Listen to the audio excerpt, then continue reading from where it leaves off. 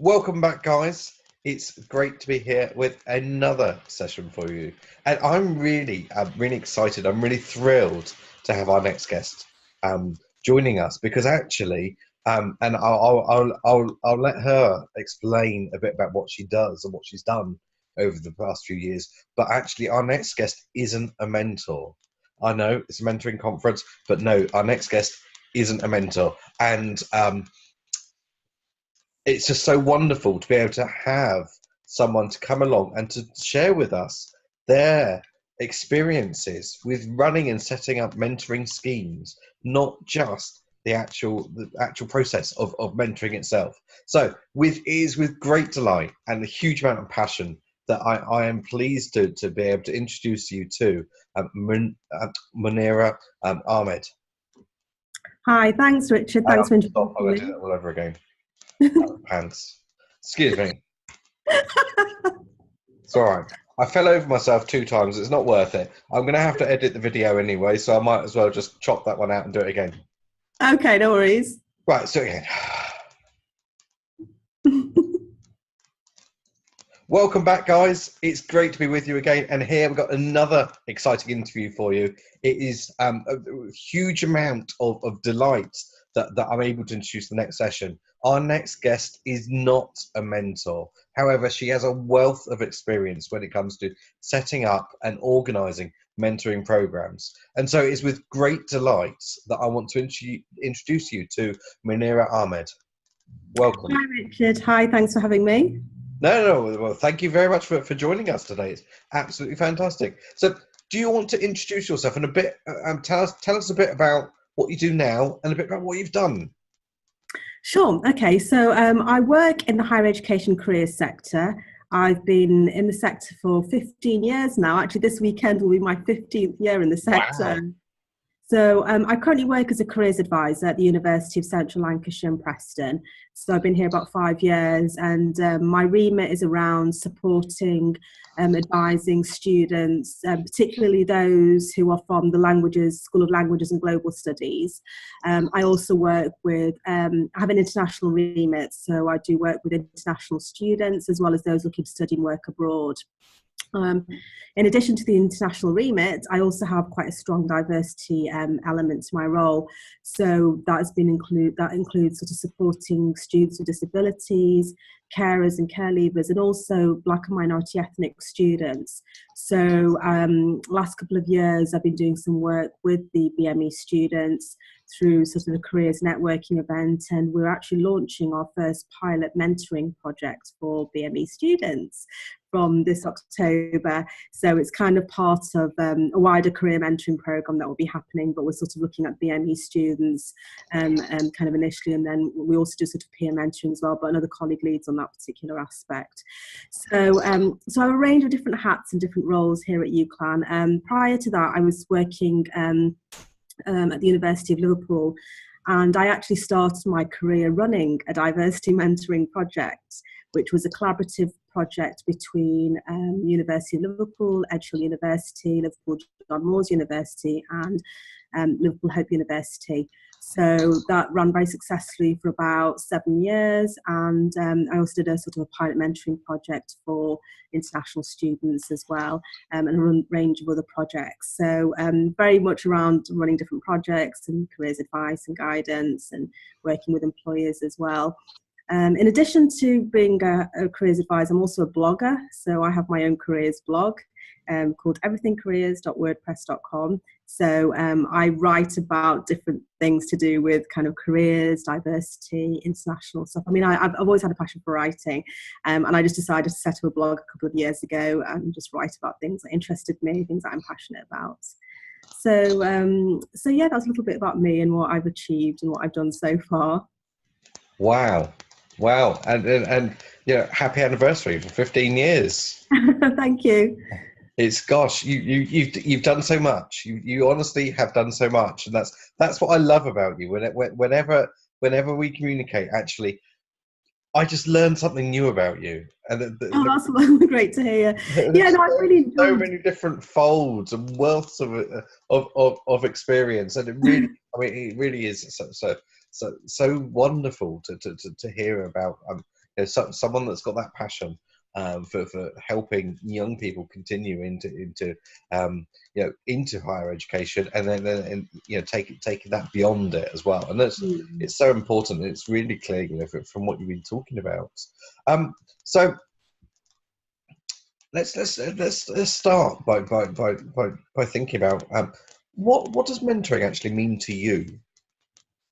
It's interesting, actually, because when I first started my career in higher education and I started running this mentoring program at Liverpool, it was interesting because I didn't really appreciate then kind of the power of mentoring and the difference it could make. I remember when I was trying to sell it to students at the time and promoting it, a lot of students found it quite difficult to grasp the idea of what mentoring meant and what it would do for them. I think it wasn't quite obvious what the benefits would be at that time, because people kind of often looked at things like work experience and internships as offering more tangible benefits, whereas something like mentoring was like, well, what can a mentor really do for me? But as I started the project and as we grew the project and we set up all these partnerships, I could really see what mentoring was about and what it meant. And I think for me, mentoring is really, it's a two-way street. I see it as very much a two-way street. It's a win-win for both the mentors and the mentees. And I think that's something I've seen from the projects that I've run. So I see mentoring as about, it's about encouraging independence, it's about giving that support. It's very much about confidence building, facilitating. I don't think it's about dictating or imposing one model. I don't see it as kind of like taking over other support services. And one of the things we've been quite clear about when we've done our mentoring projects is looking at what mentoring is and what it isn't, and kind of making that clear distinction between other types of support, whether it's counselling or coaching. So I think, it's quite, important that that distinction is made. So I see mentoring, if I kind of think of keywords, it's about empowering, it's about raising confidence and aspirations. But I think, as I said, it's a two-way street. I don't think it's about just the mentor driving driving that relationship. I think, both people need to kind of get involved. And also, it's not about having the answers and knowing it all. I think it is just about facilitating, signposting, being able to guide people. I know it's a big debate what mentoring is and kind of how you differentiate between mentoring and coaching. And I guess other people have their own definitions and other perspectives, but that's how I personally have seen mentoring in terms of my own experience of running the projects, as the relationships that I've seen, on the programs that I've done. Yeah, so I think that's kind of the key sort of aspects and features, really. And then obviously there might be specific parts of mentoring and aspects depending on the sort of project that you're running, whether it's a well-being project, whether it's an employability project, or something around more professional development. So obviously there'll be specifics within those projects as well that will define those mentoring programs. Gosh, thank you. A very comprehensive answer, and obviously. Again, I mean, considering, as I say, that you don't actually do much mentoring yourself, it's something that obviously you've taken the time to really understand, and it's one of the things that we talk about lots. I'm going to say mentoring with a capital M involves both mentoring and coaching with a capital with a lowercase m and a lowercase c. And it's really interesting how people define that in terms of the mentoring that they're providing at the time, because it's so important that a mentor is able to share that experience, to share that they're learning from having gone on those journeys themselves. Without necessarily imposing those views, because you're there for the individual. And actually, in one of our other interviews, we've spoken lots about the fact that mentors really are there for the individual, and you're not going into a mentoring session with an agenda. We're going in to help that mentee with whatever they're facing at that moment in time. Absolutely. But as I said, I think the mentors themselves get a lot out of it as well. And I've seen, people have joined mentoring schemes for all kinds of reasons. And when I've been running the programs, the mentors have got involved because they want to develop their own mentoring coaching skills, or they want to, just gain a better understanding of students' perspectives, and they want to kind of give something back. I worked with a lot of mentors, professional mentors, who sort of said, well, when I left university or when I first started out in the world of work, I didn't have anybody to turn to. There's nobody who could advise or guide me. And, now that I've faced those challenges and seen what it's like. I'd like to kind of be able to help somebody else. So, I think that, it was, so yeah, they got a lot out of it as well. I mean, it was really fantastic to see sort of their perspectives and, their experience of being a mentor as well. Yeah, and that's so true. It's so true, and actually that is the focus of again, one of our other interviews is actually Right. what does being a mentor do for you? What do you get out of it? Because there is so much. Now, is there a particular mentor who's influenced you? It's interesting, actually. I wouldn't say there's any one individual. I mean, because when I left university, I was really lost and confused about my career direction. There was kind of people who tried to help, but really there wasn't, nobody kind of was the sort of inspiration, the catalyst for me to get into this area of work. I mean, I left university and I, was lost and confused, but I also had this huge pressure to have this, be really successful and have this high-flying job. I mean, I grew up in a community where there was a lot of expectations around academic achievement and professional success. And so, but I didn't really want to, I didn't really know what I wanted to do, and I didn't want to follow kind of the traditional career paths of people that I grew up with.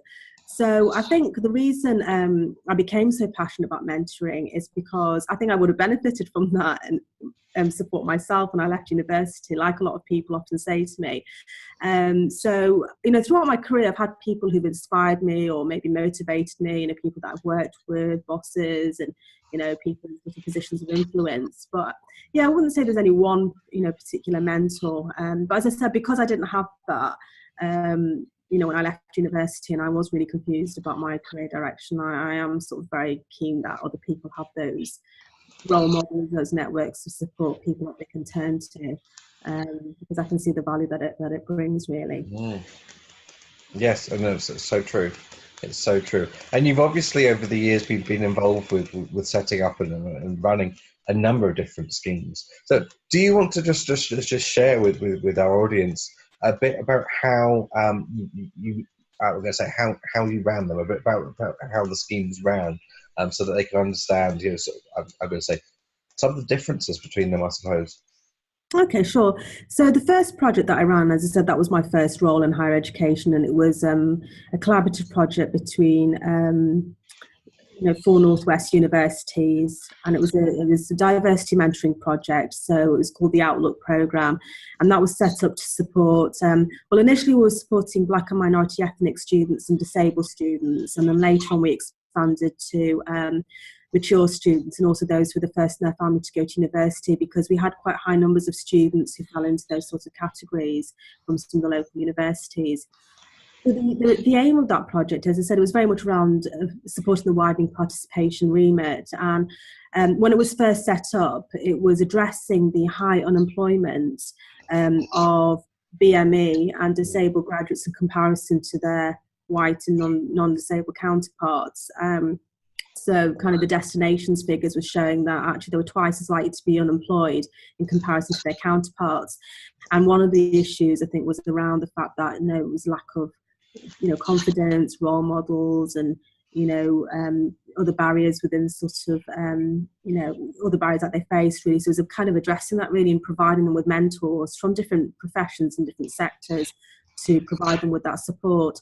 So the Outlook project, as I said, we ran it for about 7 years, and we kind of ran a 2-year program, actually. So what we actually did was, initially it was just a 1-year program, and then kind of after about a couple of years, we expanded to a 2-year program. So we got the students to join sort of in their first and second year, and they did like a pre-mentoring stage where they did a series of workshops. So they did workshops at their own university around career planning and just some introductory sessions. And then once they completed that stage, they would then progress onto the mentoring program. So they would then take part in the mentoring program. They'd kind of give us information about what their goals and objectives were for having a mentor. So we used to ask, we did quite a detailed recruitment and selection process where we would ask them questions about what were their aspirations and what career areas did they were they interested in, or what did they specifically want to gain and learn from their mentors. And then based on their interests, we would then obviously match them with suitable mentors. And we had quite a good bank of mentors. When I took over the project, we started off with about, say, 30 or 40 mentors, but it grew rapidly over the years, because we used a range of methods. We kind of those mentors who were involved, they got colleagues involved, so word of mouth. I did a lot of work with employers, so a lot of employer liaison work. I went out to businesses and to local networking events and used kind of like the contacts that we had through all the universities. We kind of made use of those contacts and went out and promoted it to different businesses, different companies, organisations. A lot of big graduate recruitment, a lot of the big graduate recruiters were very keen, and people coming at it from all different angles. So it was going back to what I said. Some were about, they wanted to increase diversity within their own organisations. They wanted to kind of tap into a wider pool of talent. People coming at it from a personal, professional development perspective, giving something back to the community. So yeah, we did. So it kind of ran over a 2-year program, and it was really successful. So we ran the program for 7 years. We had over 160 organisations. Some of them were like UK, some of the biggest firms in the country, UK firms, government organisations, civil service, you name it, from across different sectors. We had over 1,000 students. Program. We did about 135 events and workshops, and we won 2 awards for it as well. Wow. So we won a regional and a national award through ACAS, being the Association of Graduate Careers Advisory Service, which is the professional body that represents university career services. So we've got an award for diversity through that. So yeah, it was a very successful project. And then we did also another pilot mentoring scheme for international students as well. So that was funded through, there was an initiative at the time called the Prime Minister's Initiative for International Education. So I think this was under Tony Blair's government, I think it was, possibly. So it was about supporting international students in terms of recruitment, but also the international student experience. So we got some funding to support international students in terms of their own experience and settling into the UK. And that was a really successful project. It wasn't as large scale, it was a much smaller project. So again, we ran that collaboratively across the universities, and it was interesting because I think the students were kind of, again, it was a slightly different perspective. Some of it was around employability, and some of it was around kind of just personal development and getting the students integrated and getting them to understand about the UK. So we ran that for kind of about a year as well. So yeah, those were kind of the 2 main mentoring projects that I was involved in. I had some involvement in the peer mentoring schemes that we used to run. That was a much smaller role, so I just used to do some training. But as I said, now I'm taking a role within our own mentoring schemes, UCLan, and we're just setting up now our new pilot mentoring scheme for BME students. And so we're linking them with BME mentors. So these are professionals who are also from a minority ethnic background, and it's about that role modelling. It's about giving them access to people who are from similar backgrounds and who are working in different sectors and different professions. So it's something which, the students themselves were quite keen to kind of, speak to people from their own backgrounds and sort of listen to their own career journeys and their own experiences. So yes, we're looking forward to kind of getting that set up soon. Excellent. Sorry, excuse me, just a little frog in my throat. Excuse me. Okay, no problems. Gosh, okay. But that's right, because I managed to mute the microphone before I coughed, so it's absolutely fine. Wow. Well, I mean, I was just listening to you, and I was thinking about the complexities of pairing mentors with mentees. And I know that I've been involved with a few recruitment exercises where we've done things like, I'm going to say almost like showcase events where each of the mentors have got up and sort of spoken about themselves and how they work. I've been involved with another one where in effect it's almost been like speed dating, where the mentees have come in and they've spent like a couple of minutes with each of the mentors, and they've gone around and then they've selected who they think they're going to work with. Mentors have selected who they think they would work well with, and paired people up that way. How do you look at that sort of process? The matching process. Well, as I said on my previous projects, it was quite, it was all done manually. So I actually physically matched people. We didn't have an online system on those previous programs. So that was my full-time role. So I kind of like managed all that. And we did quite a detailed application with the process with the mentors and the students, where we got them to, give some information about themselves, what for the mentors, what their career background was, what their expertise was, what knowledge they had, and then how they could help, which skill areas they could help with. And we asked the students, what are you looking for? So kind of, we used to sort of literally just manually look at the different mentors and the students and then identify. I mean, some of it was quite easy because, if it was a law student wanting a law mentor, we would look at our bank of legal mentors and then kind of, allocate appropriately. And then sometimes a student would say, well, I'm not really bothered about the career area that the mentor is from, or I don't have a specific career goal and career area in mind, but I just want somebody to help me because I've got I want somebody to help my confidence. So we kind of then looked at somebody who they themselves was coming at it from that perspective, where they weren't necessarily looking at mentoring a student who had a particular career goal, but more just helping them with their personal development. With our new scheme here at UCLan, it's going to be all through an online system. So we're not we've kind of got it up and running just yet, but it will be through an online system. So it will be more, it'll be kind of a bit more automated, the process. There'll be less sort of, manual work involved. So I think there's no, there's different ways of doing it, really. I think the key thing is just, trying to find out as much information as you can about people's goals and aspirations and what they're wanting to gain from the process, but also making sure that people are realistic and, they've got realistic expectations. I know in the past sometimes I've had students who've had very specific requests, and occasionally I've been able to facilitate it. I remember one student wanted to become a hospital chaplain and wanted a mentor who was a hospital chaplain. I mean, I did end up finding somebody who was a hospital chaplain, but, it was a very specific request. And I thought to myself at the time, the chance of me finding somebody who could be a mentor. But as I said, it just so happened that I think I just was I was just having a conversation with somebody at the time, and they said, oh, actually, I know this person and work in this hospital. So, but yeah, I think it's just kind of like managing expectations and making sure that people understand that there's never going to be a 100% match. You're not going to have everything you're looking for, but it's about thinking, it's about looking at the bigger picture about what can I gain from this process. And if it's, there might not be in the career area that I'm wanting to go into, actually I could gain a lot of other things from this mentor. So that, it's about how you manage the expectations and about how you explain the program. And that was something, we were very clear about with students on our previous projects, is that, we will try to kind of get a close match, but, it's not going to be exact, really. So yes, that was the main. Excellent. No, thank you for that. Thank you for that very useful insight. That was really helpful, I'm sure, but for many people, and certainly for part of what we do. Now, having obviously been involved with so many different schemes, what are the key things? So if someone's watching this and they're involved in setting up a project, they're just starting out, what are the key lessons that you've learned that you would want to impart onto them?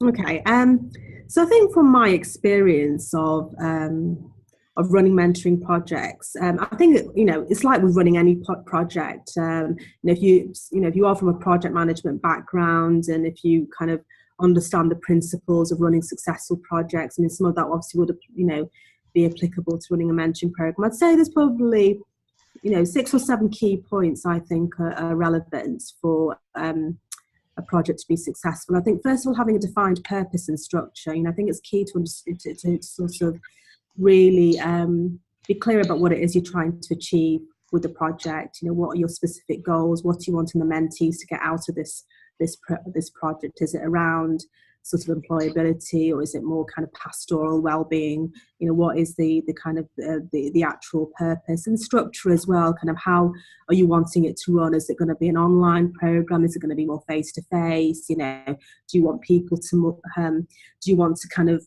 manage it more yourself, like have more control over it, or do you want it to be more kind of like them sort of setting up the partnerships and be sort of kind of more hands-off approach, really? So I think it's kind of having that clear structure and that clear purpose to begin with.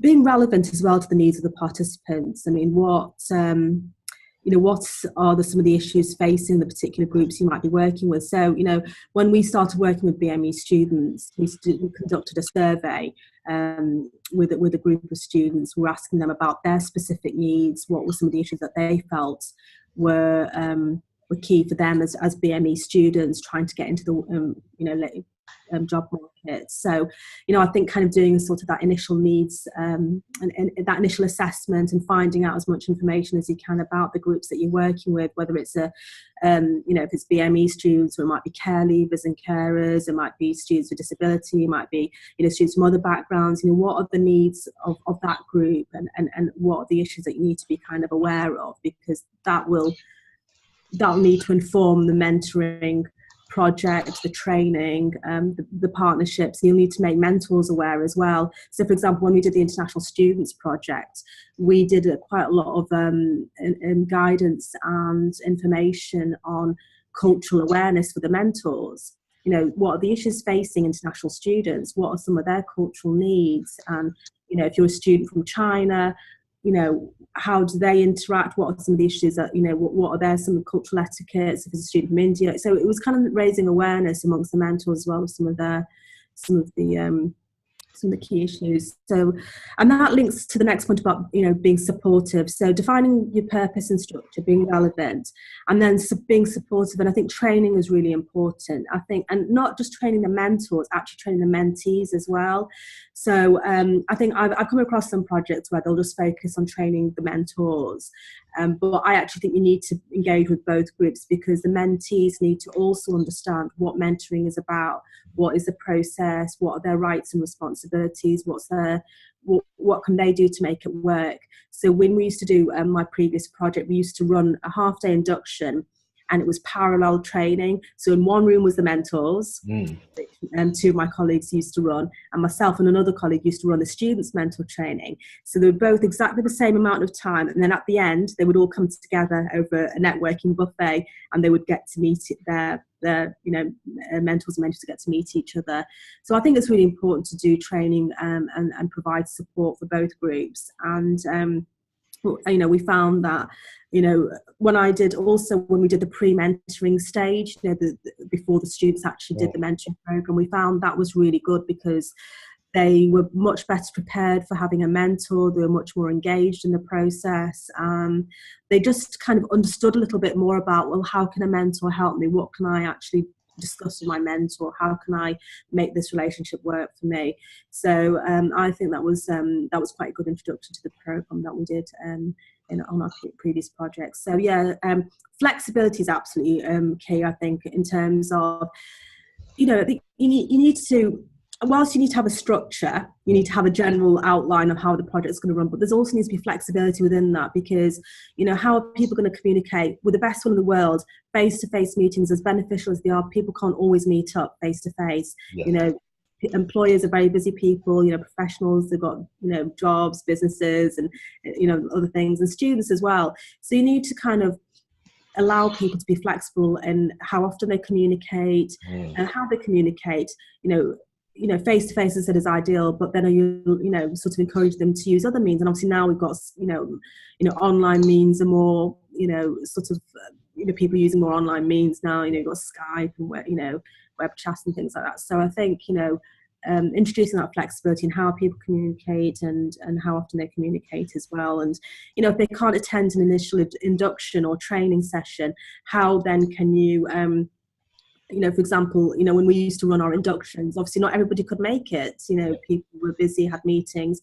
So they would say, well, I still want to be a mentor, and how can I still engage in the project? So I used to do one-to-one inductions with the mentors. So obviously it was quite time consuming to do that, because I used to actually either go out to businesses and do one-to-one inductions, or they used to come to me at the university. So that way I managed to kind of inevitably there was one or two that, kind of you didn't get to see.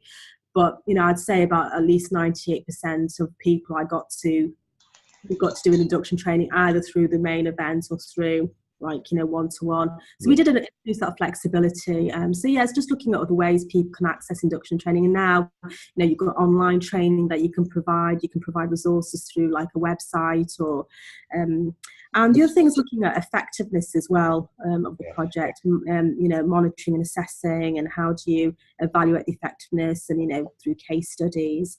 And then the final thing I'd say is, you know, being realistic, as I said, in terms of what is expected on back groups, what you expect from the students and the mentors.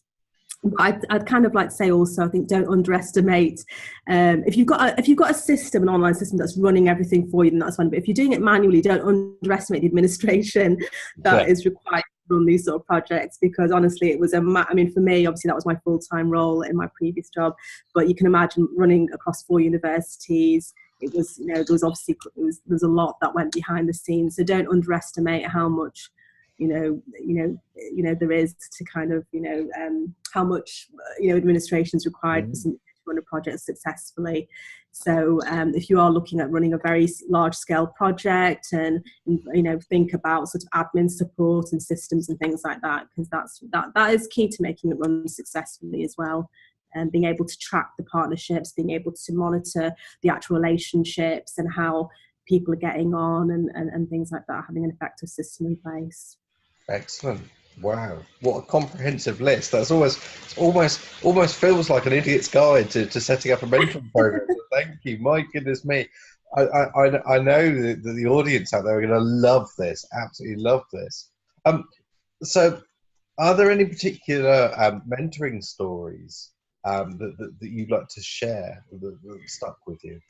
Yeah, there's so many really from the previous programs that I ran. I mean, I met so many wonderful students, inspirational students, and mentors as well. I think for me, the one that kind of still springs to mind, because it brought us all to tears actually. We used to have a celebration event at the end of every year. We used to get all the mentors and students together to celebrate the success of the year, and we'd have people stand up and give presentations about their experience of being a mentor or being a student.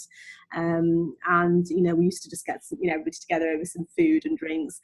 But there was one student, I remember, she was a single parent. So she was a single parent, she was from a mixed race background, and she was saying that she faced a lot of challenges. I think she had a disability as well. And she was saying that she started off at university just feeling very much like, you know, I'm just a single mom, you know, she didn't feel very confident about her future.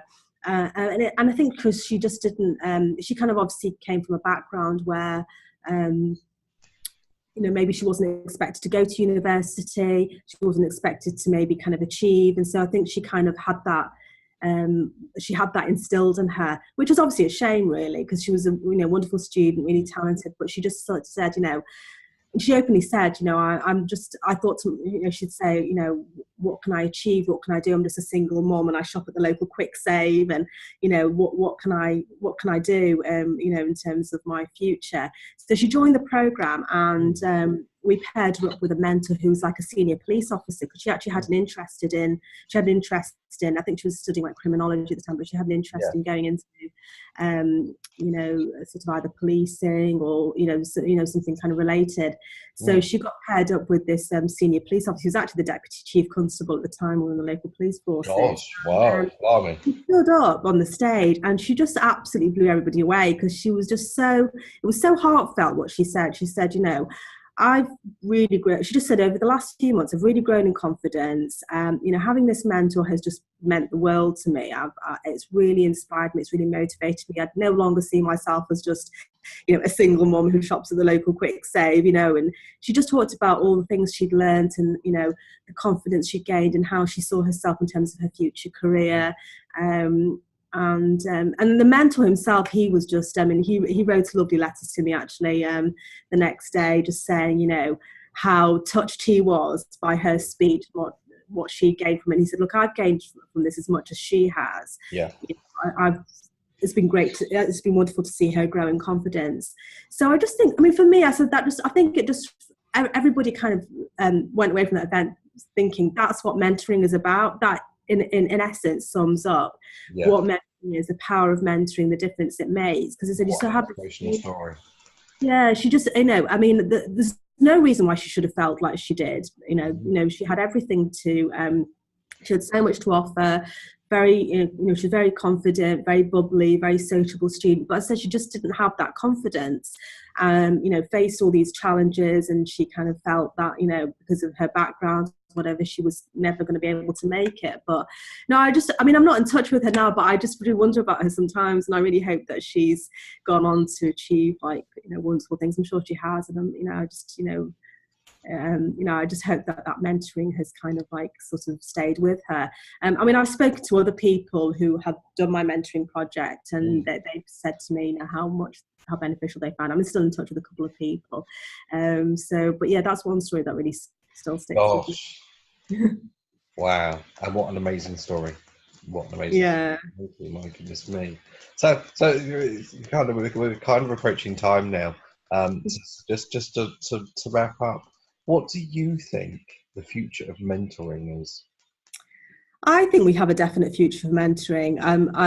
I've always felt that mentoring is something that should be part of, I think it's just a key part of our society. I don't think we should ever stop supporting mentoring programs. I know there's always that challenge of funding and finding ways of supporting mentoring, but I just think it's so important. And if you think about the challenges we're facing now as a society, I was just actually reading recently, the Social Mobility Commission have issued a report which has actually just been reflecting. I don't know if you came across it actually, but it was published in June, and it was reflecting on 10 years of government policy on social mobility. And it was looking at sort of young schools. It was looking at sort of from early years to schools to young people to working lives. And when I looked at the recommendations, it was a board that was made up of Alan Milburn, who has done a lot of work around social mobility, and kind of other key people as well. But when I looked at the recommendations, and I kind of made a few points here, it was around sort of things like educational attainment, ensuring that the gap between poorer students and those who are more well off, ensuring that the gap in terms of attainment is not obviously as large. Better careers provision and support and work experience opportunities, improving socioeconomic diversity within employment. When I look at these recommendations, and I think mentoring has got such a key role to play within. And I don't think it's the answer to everything. Obviously, there's. If we're going to address social mobility challenges and issues and socioeconomic problems within our society, there's obviously a lot more we need to be doing, and mentoring is obviously not going to answer everything. But I just think there is a real need for mentoring. Outside of my work of UCLan, I've done work with, I did a couple of, sort of in a voluntary capacity, I did some work with young Muslim females in the Lancashire area and young Muslim males. And when I was working with them, it kind of really struck me that some of these, young people, especially from, certain communities and certain groups, they don't have access to a lot of the networks of support and, that other people might have. And it's not just a race thing as well, it's, people from across other different backgrounds as well.